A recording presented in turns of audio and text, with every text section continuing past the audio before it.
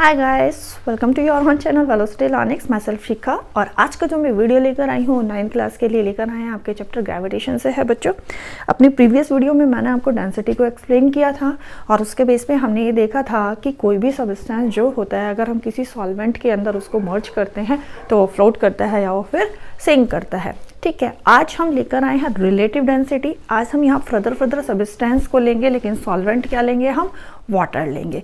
ठीक है, तो वहाँ आज वाटर से रिलेट कर हम रिलेटिव डेंसिटी को आज एक्सप्लेन करेंगे। तो पहले लेते हैं डेफिनेशन क्या होता है कि the relative density of a substance is the ratio of its density to that of water.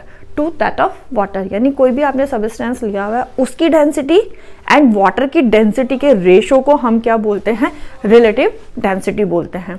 ठीक है, एक फर्दर डेफिनेशन लेते हैं यहाँ पर। The relative density of a substance is the ratio of the mass of any volume of the substance to the mass of an equal volume of water. Simple thing, कोई भी substance लेना है आपको, उसका वॉल्यूम कितना भी ले सकते हैं आप, बट एक जो मेन चीज है क्या करना है कि जितना भी वॉल्यूम आप सब्सटेंस का लोगे उतना ही वॉल्यूम आपको वाटर का लेना है। ठीक है, समझ रहे हैं, जितना वॉल्यूम आप सब्सटेंस का लोगे सेम उतना ही वॉल्यूम आपको क्या लेना है, वाटर का लेना है। देन जब उनकी डेंसिटी का रेशियो होगा वो होता है रिलेटिव डेंसिटी। अभी क्लियर होता है। और देखो यहाँ पर अकॉर्डिंग टू दिस डेफिनेशन जो फॉर्मूला होता है रिलेटिव डेंसिटी का वो होता है relative density of a substance is mass of the substance and mass of an equal volume of water. Mass of the substance and mass of an equal volume of water. अब देखो इसको prove करना है, क्योंकि normally तो आप बोलोगे कि मैम डेंसिटी का जो फॉर्मूला होता है, वी नो दैट कि डेंसिटी का फॉर्मूला तो बहुत सिंपल होता है कि यहाँ पर डेंसिटी इक्वल टू क्या होता है, जो भी सब्सटेंस है मास उसका एंड अपॉन वॉल्यूम, ये होता है हमारा डेंसिटी का फॉर्मूला। इसको कैसे प्रूव करते हैं, देखो रिलेटिव डेंसिटी का मतलब क्या हो जाएगा बच्चों, यहाँ पर रिलेटिव डेंसिटी इक्वल टू क्या हो जाएगा, बात करो अगर तो ये हो जाए आपको डेंसिटी ऑफ सब्सटेंस जो हम ले रहे हैं वो सब्सटेंस का density and upon density of water, यही हो जाएगा ना, राइट। अब इसको लिखते हैं फॉर्मूले को सिंपली जो होता है, तो रिलेटिव डेंसिटी इक्वल टू क्या हो जाएगा, mass of substance, short form में लिख रही हूं, एंड अपॉन यहां पर क्या आ जाएगा, वॉल्यूम ऑफ सब्सटेंस। ठीक है, हुआ। एंड यहां पर अब क्या होगा, divided by mass of water and volume of water. Okay, ये हो गया।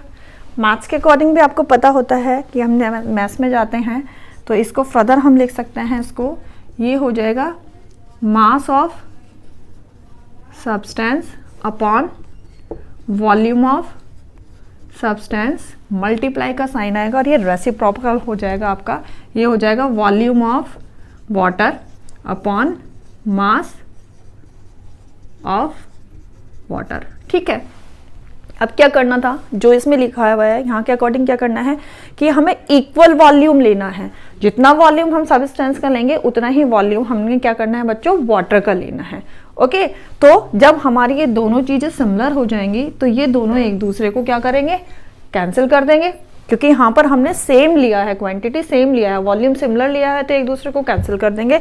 और जो आपके पास में फॉर्मूला आएगा रिलेटिव डेंसिटी का, वो फॉर्मूला क्या आएगा बच्चों,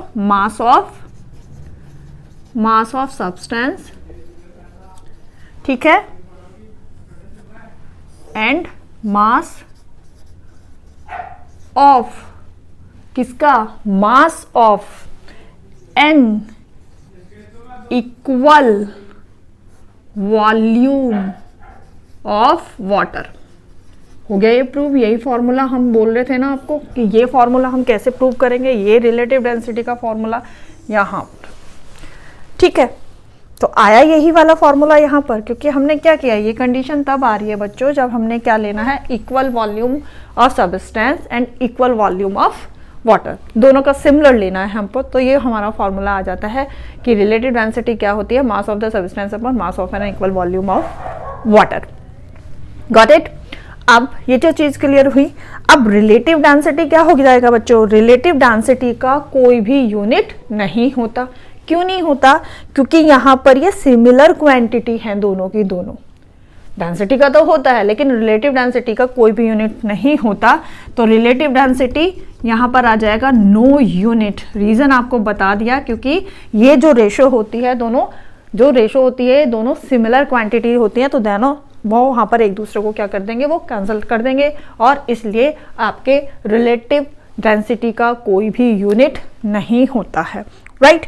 अब सबसे बड़ी बात कि रिलेटिव डेंसिटी क्या करता है, एक तरीके से रिलेटिव डेंसिटी को हम बोल सकते हैं बच्चों की जो रिलेटिव डेंसिटी होती है वो जो भी आपका सब्सटेंस होता है उसकी एक्सप्रेस करती है उसकी हैवीनेस को in comparison to the water. Right. Heaviness को आपके एक्सप्रेस करती है relative density in comparison of water. Just यहाँ अगर मैं आपसे बोलती हूँ कि यहाँ पर जो आयरन है उसकी जो रिलेटिव डेंसिटी होती है बच्चों वो होती है 7.8। राइट।